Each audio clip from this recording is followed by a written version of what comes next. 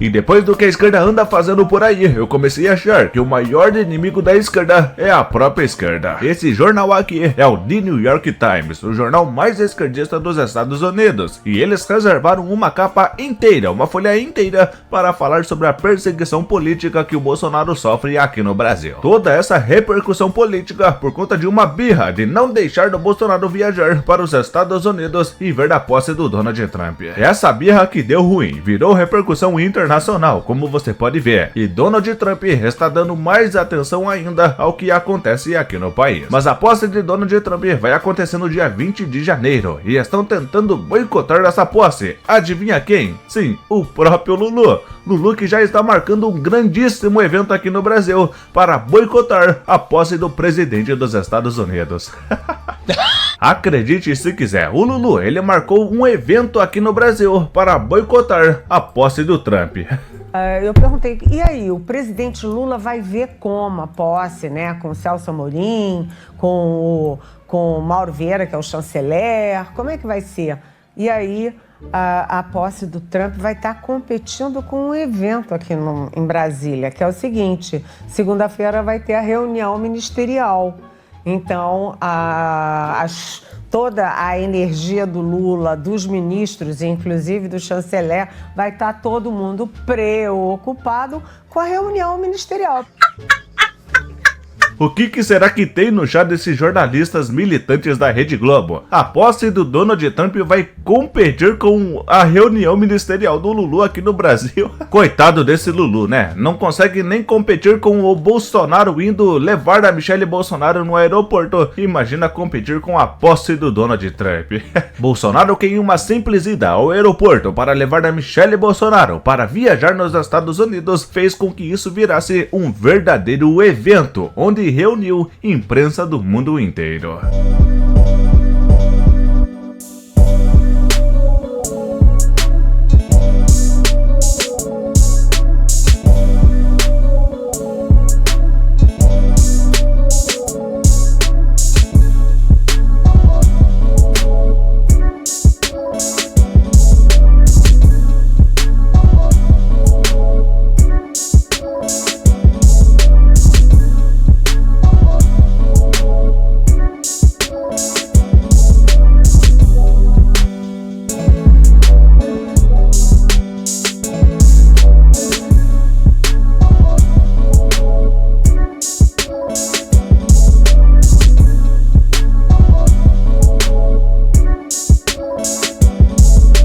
Bolsonaro, escolhido por Deus, um homem é forte de verdade, escapou por um fio de perder da sua vida, levando uma por um militante de esquerda. E se não bastasse tudo isso, todos esses momentos ruins, ele também é perseguido diariamente, sendo vigiado 24 horas por dia, e algo que ele tanto defende, ele mesmo não tem, que é a sua liberdade. Meus amigos, o motivo dessa perseguição é muito claro. O homem é escolhido por Deus. Afinal, não teria um sistema inteiro perseguindo e minando a liberdade de Bolsonaro se ele não estivesse no caminho certo. Serão perseguidos, a gente sabe disso. Uma mensagem para o presidente do O marido está sendo perseguido, mas assim como aqueles que Deus envia serão perseguidos, a gente sabe disso. Uma mensagem para o presidente do Espero que Deus tenha misericórdia da nossa nação, do meu marido, assim como o grande líder, não seria diferente, né? Foi, vamos dizer, o maior líder da direita que elegeu, abre aspas,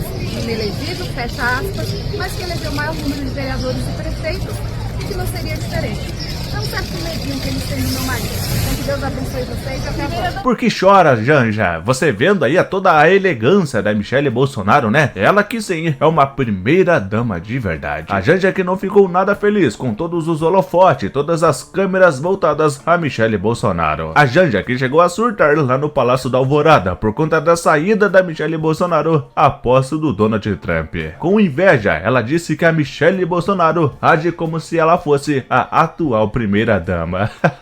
Todos os holofotes voltados a Michelle Bolsonaro, não por conta de polêmica ou por conta de uma frase mal colocada, mas sim por conta da sua elegância. E é como eu disse, né? Ninguém perseguiria o Bolsonaro se ele não tivesse no caminho certo, né? Afinal, o homem incomoda demais. Certeza que recuperando a minha elegibilidade, eu ganho as eleições. Agora, eu inelegível é uma prova que estamos numa democracia igual a da Venezuela, onde a oposição é eliminada por inelegibilidades como a Maria Corina e o Capriles lá, ou então como lá em El Salvador, ou melhor, a Nicarágua, onde 7 opositores do Ortega estão presos. Qual a acusação? Atos antidemocráticos. Qualquer coisa aqui está com a democracia, qualquer coisa está com a democracia. E exatamente quem diz isso é que está à margem da lei. Quer ver uma coisa importante? Se eu sou tão criminoso assim, golpistas, etc, porque não seguiu o devido processo legal. Eu não sou última instância, sou primeira instância. O Lula foi julgado onde? Curitiba. Depois TRF4, depois STJ, ele foi para o Supremo. O meu já é a última instância. É mais importante colocar as pessoas em liberdade do que a minha inelegibilidade. Esse é outro processo à parte. Isso aí cabe ainda, né? Quem sabe no futuro aí, o regime da minha candidatura aqui não tem assim ainda. Você se sente um refém político? Eu sou preso político, apesar de estar sem tornozeleira eletrônica. Espero que a sua excelência não queira botar em mim para humilhar de vez uma tornozeleira eletrônica. Eu estou assim, estou constrangido. Eu queria estar acompanhando a minha esposa. Quem vai acompanhar lá vai ser meu filho, o Eduardo, né? E a esposa dele. Pois é, essa não ida do Bolsonaro, a aposta do Donald Trump, né, não viajando para os Estados Unidos, deu mais holofotes, mais ênfase ao Bolsonaro do que se ele realmente fosse a posse, né, chamou mais atenção ainda. Chamou tanto a atenção que algo que já aconteceria com o tempo, né, seria natural que acontecesse isso, parece que vai ser acelerado um pouco mais esse processo. E segundo o próprio Eduardo Bolsonaro, o Xandão, o iluminado do Brasil, tem chance real de perder o seu visto dos Estados Unidos.